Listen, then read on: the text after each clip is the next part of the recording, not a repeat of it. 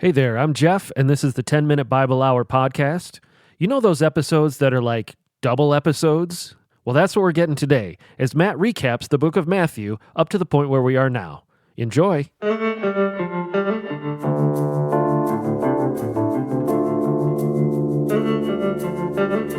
What's up, my friends? I'm Matt. This is the 10-Minute Bible Hour podcast, and today's going to be a super fun day, whether you are brand new at this thing, first time here, if so, welcome, by the way, or if you've been with me since the very beginning, because what we need to do to set up the next chunk of Bible that we're going to be looking at, which is the very end of Matthew chapter 13, is reset this thing a little bit. So if you've been here for a while and you're starting to get to the place where you're like, oh, there's so much Bible. When we were only like 4 chapters in, it was easy to keep it all straight in my head, but now it's getting overwhelming. Have no fear.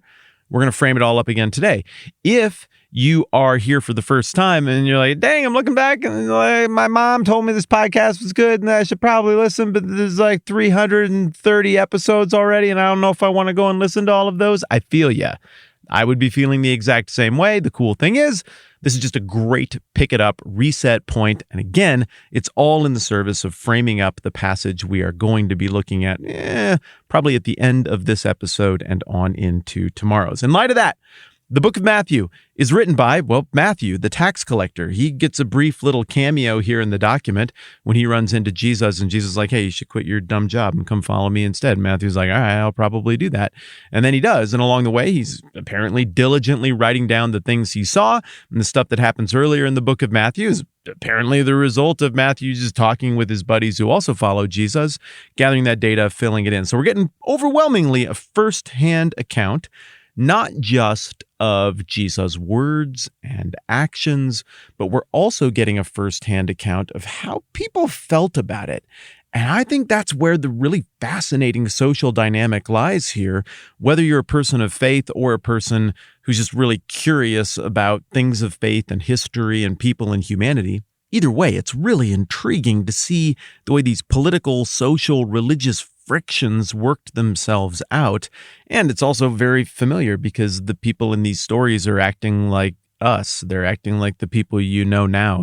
So the opening chunk of Matthew starts with a great big ambitious swing. Matthew's trying to make the point that Jesus is the long-promised king that his people, the Jewish people, had been anticipating. And he's using pretty inside baseball language here in the early going. This probably wouldn't have resonated super well with people outside of Judaism, outside of Israel, Judea, Galilee, this neck of the woods. But for people who were in it, I mean, this was as commonplace as any quick-passing cultural reference that you could drop with literally anybody you meet on the street in the place where you live, and they're going to totally resonate with it. Matthew's writing to a group of people, and Jesus showed up in the midst of a group of people who are a part of this long story that dates back to as far back as any of them can remember, or any books remember, where God initiates existence, then existence and humanity falls and corruption enters in, and then gradually God goes about this redemptive process that includes creating a family, an ethnic people group to himself so that he can model who he is and how he interacts with stuff to the larger world. And the whole idea is that this people group, who are all descendants of the Old Testament character Abraham, are going to somehow be a blessing to. They're going to show the stuff of God to the people of the world. And then eventually Moses comes along sometime later, and God makes a deal with Moses, still with the same people group, to say, I'm going to be your God and you're going to be my people. And if you obey me, I'm going to bless you and everybody's going to know that I'm the one true God. And if you disobey me, I'm going to correct you and everybody's going to know that I'm the one true God. And then a few hundred years later, now they're set up. They've got a little kingdom and everything going. And God makes a promise to David. And the promise is there is going to be an eternal throne, whether you turn out to be a good, great, super guy or not. One way or another, your descendants are going to sit on this eternal throne. And there's going to be this great king who will come, and all of this redemptive work of God is going to be completed in the work of this king who will sit on your throne, the throne of David, forever. Well, and after that, though, things get really bad, and their country falls apart, and they have a little civil war, and they end up split into two countries, and then Assyria, some big monster empire, comes in and conquers them, and that's disappointing, and then Babylon comes in and conquers the other half of them, and that's also disappointing, and you get like 400 years of things not really going great, and then the Greeks come and conquer them after they try to make a new country for a little while, and then they have to overthrow the Greeks for a few decades, but then along come the Romans, and they're like, nah, we want to be in charge. And so by the time Jesus shows up and Matthew is writing, these are a people who've been kicked around, and they have these vague recollections of there being a God who gives a rip about them, and them having some unique standing or role as ethnic children of God, and there's this king promised thing, Messiah, whatever, I don't know, but they've shifted gears, and now they're more worried about like political solutions to the Roman problem. God is just too far in the rearview mirror. Well, enter Matthew chapter 1, which starts with, of all things, a genealogy. You and I wouldn't care about that, but to the original audience, all the names in this genealogy going all the way back to Abraham would have borne with them in the minds of the people a story that would have communicated all kinds of layers of theological truth and reminded them of all of the things that God did with their ancestors and reminded them of the promises about David. And so you get to the end of that genealogy and people would have been like, okay, I'm listening. Yes, I remember this. It would be cool if that were a thing. And then Matthew rolls on to talk about the birth and the early life of Jesus and what God did in the lives of his parents. And all of this birth prologue of chapter 1 is to say, look, he's kingly. Jesus ticks all the right boxes to be the long-awaited king. Keep an eye on this guy. In chapter 2, we get the stuff about Herod being weird, but also some Gentiles, some non-Jewish people who theoretically shouldn't get or care about any of this. They notice this star and they connect the dots that this baby that's born is from God, and they travel a really long way to find out more about that. And Herod's like, maybe I'll just kill all those babies because I don't really want some rival spiritual leader rising up. And so Mary and Joseph and little baby Jesus end up in Egypt for a while until Herod dies. Then some time passes. Jesus grows up. People see him being a kid, going through puberty, having acne, probably going through that awkward fumbling phase where he's not great at carpentry. And you get this weird, invisible theological moment between the end of chapter 2 and the beginning of chapter 3, where you have to look at the bigger picture and you're like, well, did he have acne? Did he have to learn and struggle to become a carpenter, or did he always know everything? Or if, as we learn over in the Gospel of Luke, that Jesus grew in wisdom and stature and favor with God and men, where in this interim time, he's living a somewhat normal life. There's some highlights in there that were apparently pretty amazing as well. But that by the time we get into chapter 3, and he goes out to meet his cousin John the Baptist and to be baptized, it's becoming evident that this isn't just some local kid who's starting to come into his own, but rather this is the promised one of God, the Messiah, the King. And understandably, that was going to be confusing for the people who watched him grow up, and we'll talk about that more in a minute. John the Baptist confronts everybody. He's this wild radical, and people are mad and confused, but also compelled by what he has to say. He calls people to turn from this weird pseudo-theistic, sort of political, atheistic view of the world and to repent and follow God. Then Jesus shows up, and John's like, whoa, dang, that's the guy, that's the one. And he baptizes Jesus, and the whole Trinity shows up. God the Father, the Spirit lands on him like a dove, and God the Father says, this is my Son whom I love, with him I am well pleased. And then he goes straight from there out into the desert to get tempted by Satan himself. And, as 40 days of starvation goes, I think Jesus fares really, really well. He fends off all of the physical, spiritual power temptations that Satan throws at him.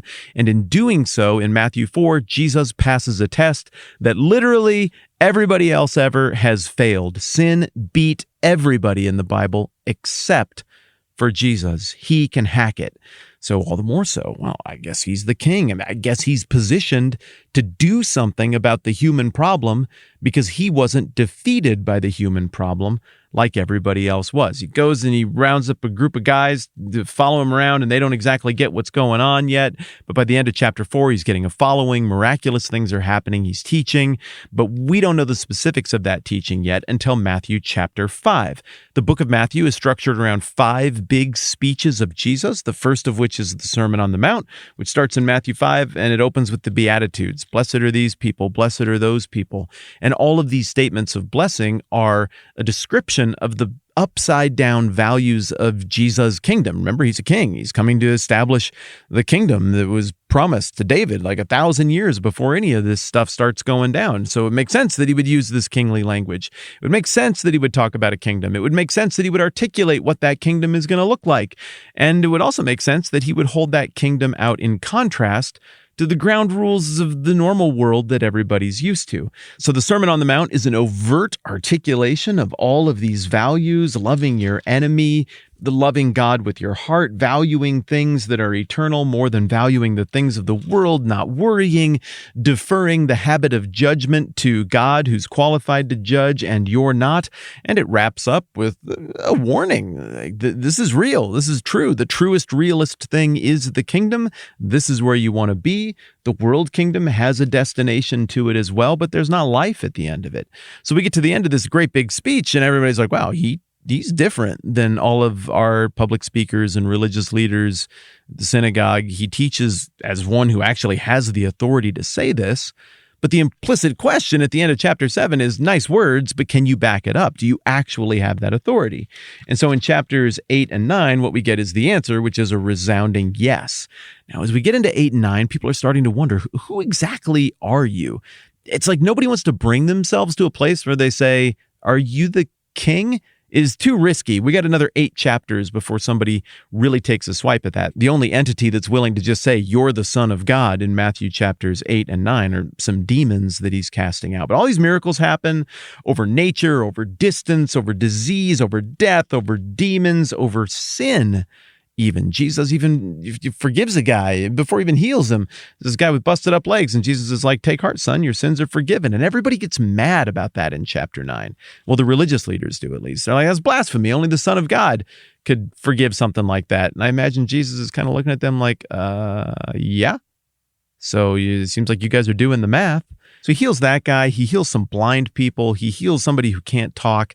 And in those closing miracles of chapter 9, we start to get this language introduced about having eyes to see and ears to hear. And the idea is the religious leaders who are mad about Jesus doing this redemptive stuff and healing people, they don't have eyes to see. Their eyes are slammed shut. And that other people, unimpressive people you wouldn't expect to be the ones to get it, their eyes are opened. Well, tension is starting to ratchet up at this point.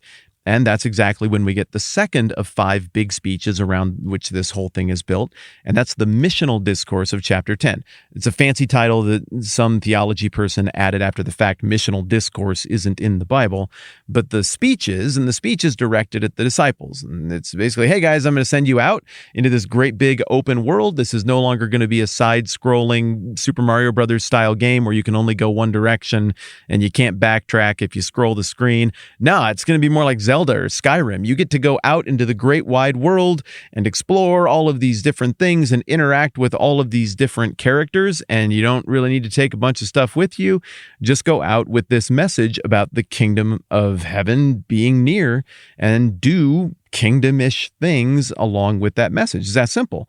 So he tells them this is what it's going to look like to go out and do it. It's going to be difficult at times. Some people aren't going to like this message very much, but be shrewd and be innocent as you do it. And then he goes on to say, hey, in the medium term, this is what it's going to look like. Also very difficult because some people aren't going to like the message of the kingdom. And then he goes on to tell his disciples before he sends them out that in the long term, it's going to be really difficult as well. That there's going to be beautiful redemptive stuff happening with all of this kingdom business, but that it's also going to be painful at times. And that does turn out to be the experience that the disciples go on to have, not necessarily just on this little trip that happens between chapters 10 and 11, but in general, this seems to be the experience that they have with the rest of their lives because they decided to follow Jesus and be ambassadors and representatives of this kingdom and the values of the kingdom and the king who's behind it all. Well, then we get into chapter 11. The disciples come back from their open world quest. We don't really learn a ton about how everything went down, but John the Baptist, the guy all the way back from chapter 3 who baptized Jesus, was Jesus' cousin. He's in prison. Things went afoul politically. He said the wrong stuff. He got canceled and censored, and it was an ugly time politically. And he sends some of his followers to ask Jesus, like, are you the one? Was there going to be like a revolution or something? I don't know if this is exactly what we were expecting. And Jesus fairly patiently says, you go back and tell John what you see. And the blind receive sight, the lame walk, those who have leprosy are cured, the deaf hear, the dead are coming back to life. Good news is preached to the poor. And so the idea is like, well, go back and look at your Old Testament scriptures. What is it supposed to look like when the Messiah shows up? It's like that exact list. All the things I'm doing are the exact list. So John's followers go back to tell John that stuff, and a bunch of other people are standing around, and I almost suspect they're kind of feeling smug about how much they know and how much they didn't ask a dumb question. And then Jesus turns on them a little bit and pushes back on that self-satisfaction about their own knowledge. This is again in keeping with that idea of God opening the eyes of some to really see this, but also the eyes of some being shut. And so Jesus pushes back really harshly on the zeitgeist, the spirit of the moment, the political, social mentality that people have, their weird understandings of truth and privilege and wealth and power and politics and how religion fits into all of that stuff. And ultimately, Jesus condemns it all. It's like, this stuff is a heavy burden. But come to me, all you who are weary and burdened, and I'll give you rest, he says, because he's gentle and humble, and his yoke is easy, and his burden is light. So as hard as he pushes back on the room, he also follows that with gentleness. Then we get into chapter 12, and now the tension is getting through the roof. The religious leaders just can't stand any more of this Jesus stuff. Like, your little speech thing was nice. Your little genealogy thing, that's great. I mean, we heard the baptism thing was really cool. Still don't have an explanation for that. But it just doesn't seem like you're on board with our religious game plan here. We don't like where you're steering this whole thing. And so they get mad about Jesus healing somebody on the Sabbath. They get mad about Jesus' disciples eating some little bits of grain in a field on the Sabbath. And in response to that, Jesus firmly turns his attention and his criticism back toward them, effectively saying there's not life in what you all are teaching and what you all are doing, and reiterating once again that there is life in who he is and what he's doing. Then, remember, we put a pin in the whole invisible years of Jesus growing up between chapter 2 and chapter 3.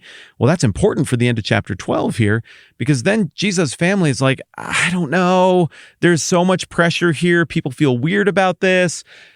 Jesus' middle school gym teacher is like, he only did 4 push-ups and he couldn't even climb the rope. I'm not sure he's actually the Son of God or the Messiah. I don't know. And he came and talked to me at the coffee shop, and now I'm gonna grab the brothers and sisters. So now it looks like Mary and maybe Jesus' brothers and sisters are feeling some social pressure in their hometown and regionally, and they know Jesus is getting himself into trouble. And so they go and they sit outside of a talk he's giving, and they're like, they send somebody in and be like, hey, get Jesus to come out here and talk to us. And Jesus doesn't. He's like, who's my mother? Who are my brothers? And then he points at the people who are listening to him and taking it seriously. And he's like, these people are my brothers. For whoever does the will of my Father in heaven is my brother and sister and mother. So in that moment, Jesus isn't rejecting his family. What he's doing is affirming that he's building a new family of faith, and that anyone who lays eyes on these words is invited. It's pretty exciting.